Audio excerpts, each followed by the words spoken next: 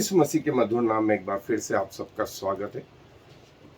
और प्रभु ने मूसा को कहा कि इजरायलियों को कहे कि ये त्योहार मनाए। उसमें से प्रथम जो त्योहार था वो पहले महीने के 14वें दिन को फसह का त्योहार, और 15वें दिन से 7 दिन तक अखमीरी रोटी का त्योहार। अखमीरी रोटी का त्योहार, अखमीर मतलब बिना खमीर का त्योहार। बिना खमीर, खमीर जो है वो पाप को बताता था। और जो हम ब्रेड बनाते हैं कि रात में आटे में जो है यीस्ट को, जो है पाउडर को, उसको घोल देते हैं और वो सुबह तक फूल जाता है। और प्रभु यीशु मसीह ने भी इसे यूज करा कि पाप ऐसा होता है, खमीर के समान होता है। थोड़ा सा खमीर सारे आटे को खमीर कर देता है, थोड़ा सा पाप सारी जिंदगी को बर्बाद कर देता है। और ये चीज मतलब पाप तुम्हारे जीवन में नहीं आने पाए, ये खमीर इस बात को बताता है। 7 दिन का त्योहार अखमीरी रोटी का मतलब तुम्हारे घरों में, तुम्हारे शहर में अखमीर या खमीर या ब्रेड नहीं पाई जाए, नहीं पाई जाए। और जो हम भारतीय लोग साधारण रोटी खाते हैं रात में, उसमें कोई खमीर, या दिन में जो रोटी खाते हैं उसमें कोई खमीर नहीं डालते हम, बगैर खमीर के रोटी। ये वो पवित्रता का प्रतीक है, ये वो पवित्रता का प्रतीक है जो प्रभु यीशु मसीह के मृत्यु को बताता है, जो प्रभु यीशु मसीह की मृत्यु को बताता है। खमीर नहीं हो, खमीर क्या बताता है? पाप को बताता है। और उस खमीर को यदि आटे में मिला दे तो पूरा आटा खमीर, मतलब थोड़ा सा पाप, सारे जीवन को पाप। और बिना खमीर के मतलब पवित्रता के साथ जीवन। और ये अखमीरी रोटी का त्योहार प्रभु यीशु मसीह की क्या, किसको बताता है? मृत्यु को बताता है। इसीलिए इसमें अपवित्रता नहीं, परमेश्वर की पूरी पवित्रता पाई जाए। और 7 दिन तक ये त्योहार मनाना, 7 दिन तक ये त्योहार मनाना। ये वो खमीर है प्रभु यीशु मसीह को, और फिर आगे जाके विश्वासियों के जीवन को बताता है। इसे और डिटेल में देखेंगे, आए मेरे साथ अध्ययन पे। जैसा मैंने कहा कि खमीर आपको बताता है, और अखमीरी मतलब पाप रहित जीवन को बताता है। और ये त्योहार 7 दिन का, जो 15वें दिन से आरंभ होता था और अगले 7 दिन तक रहता था। और प्रभु ने कहा, स्वयं प्रभु ने कहा कि अखमीरी रोटी प्रभु यीशु मसीह की मृत्यु को प्रकट करती है, प्रभु यीशु मसीह की मृत्यु को प्रकट करती है। और पहले दिन आम सभा, आखिरी दिन आम सभा, जिसमें प्रभु के वचन को प्रचार किया जाए। और जो है ये रोटी खाई जाए। प्रभु यीशु मसीह ने कहा, जीवन की रोटी मैं, तुम्हारे बाप दादों ने मन्ना खाया और मर गए, लेकिन यहां वह है, वह रोटी है जो जीवन प्रदान करती है। जो इसे खाएगा वो कभी ना मरेगा, और जो मर गया है वो भी जीवित होगा। और इस रोटी में से उस खमीर को निकाल देना, क्योंकि खमीर पाप को बताता है। अपने घरों में से, अपने जीवनों में से पाप को निकालना। और जब उस प्रॉमिस लैंड की ओर, उस कनान की ओर प्रवेश कर रहे हो, तो इसकी शुरुआत पवित्रता से, इसकी शुरुआत पवित्रता से करना। ये खमीर जो है, ये पुराने खमीर को, पुराने जीवन को अपने जीवन से निकाल देना, उन पापों को निकाल देना, और परमेश्वर के लिए पवित्रता का जीवन जीना। क्योंकि प्रभु यीशु मसीह की मृत्यु हमारे लिए आदर्श है, प्रभु यीशु मसीह की मृत्यु हमारे लिए आदर्श है।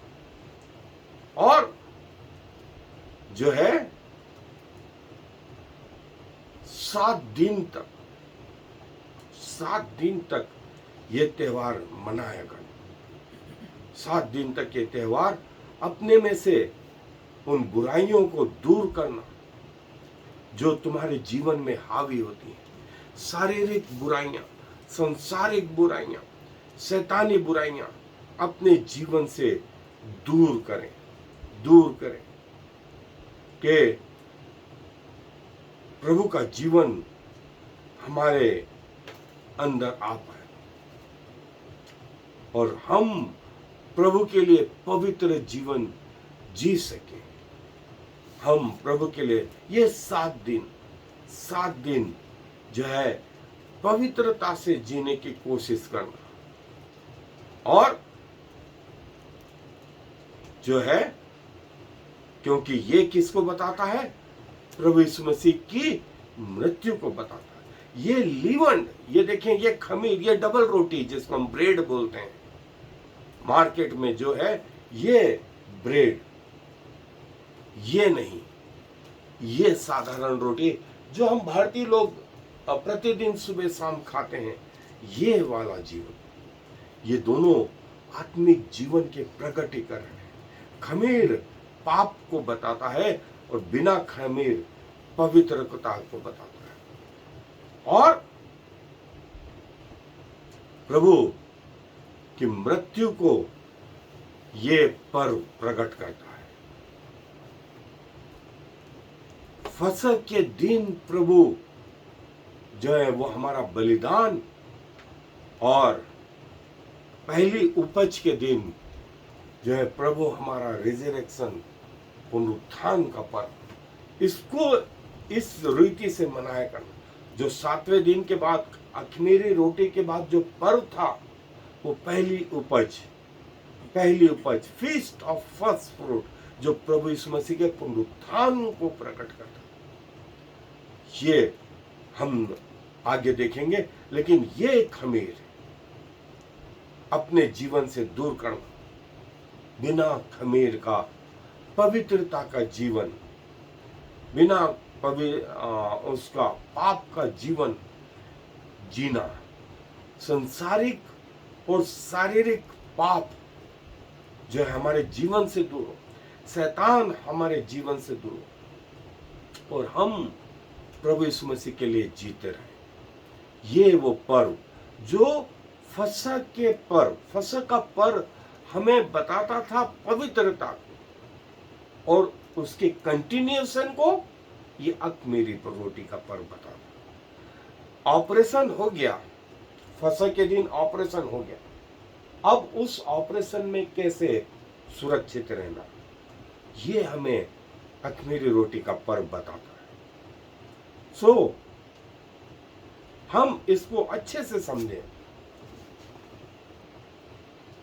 ये वो अख़मीरी रोटी कैसे जो है बनाई जाए, साधारण रीति। और खमीर रोटी कैसे बनाई जाए, तो कुछ नहीं, उस आटे में, गेहूं के आटे में जो है आप थोड़ा सा यीस्ट डाल दें, उसे पानी से घोल दें और रात भर रख दें, सुबह वो फूल जाता है, फिर उसको आप बेक कर लें। ये डबल रोटी या ब्रेड जिसे हम कहते हैं। और प्रभु यीशु मसीह ने ये बात मूसा के द्वारा इजरायलियों को कही, क्योंकि अख़मीरी रोटी का पर्व प्रभु यीशु मसीह के मृत्यु को बताता, प्रभु यीशु मसीह की मृत्यु को बताता था। और इसके बाद वाला जो पर्व था, पहली उपज का त्योहार, वो प्रभु यीशु मसीह के पुनरुत्थान को बताता। वो कैसे बताता था वो हम आगे देखेंगे। लेकिन प्रभु यीशु मसीह ने नए नियम में भी कहा कि सदूकियों और फरीसियों के खमीर से सावधान रहना। तो चेलों को समझ में नहीं आया, उनको लगा प्रभु रोटी के बारे में कह रहे। प्रभु ने कहा कि नहीं, ये उनके पापों के बारे में है। सदूकियों, फरीसियों, हेरोद, गलासिया और कुरंथ, इनके जो है खमीर से सावधान, इनके पापों से सावधान रहो, इनके पापों से सावधान रहो, इनके जैसे कार्य नहीं करना। और प्रभु की मृत्यु जो है वो इस खमीर के द्वारा प्रकट होती है। प्रभु हमारे लिए पूरी पवित्रता के साथ उस क्रूस पे गया और इजरायलियों को यह त्योहार मनाने के लिए कहा गया। सो हम प्रभु को हृदय से धन्यवाद देते हैं कि पूरी मानवता के बावजूद वो हमारे लिए उस क्रूस पे गया कि उसकी मृत्यु से हमें जीवन मिले, उसकी मृत्यु से हमें जीवन मिले।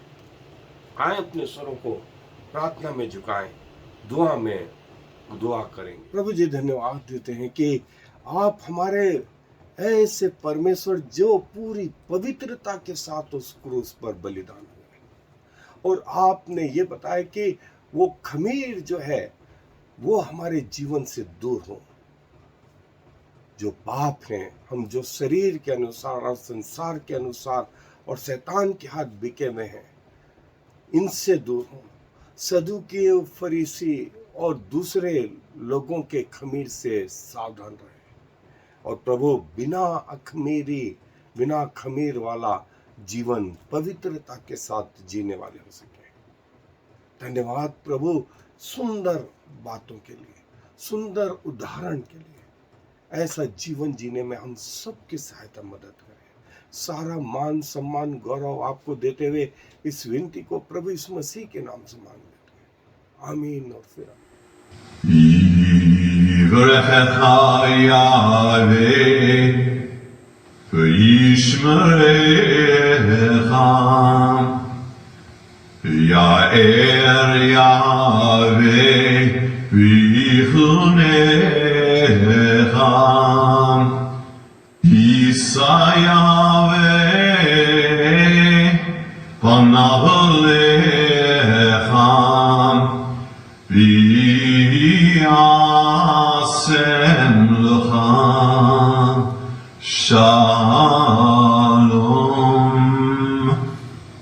May the Lord bless you and protect you. May the Lord smile on you and be gracious to you. May the Lord show you his favor and give you his peace.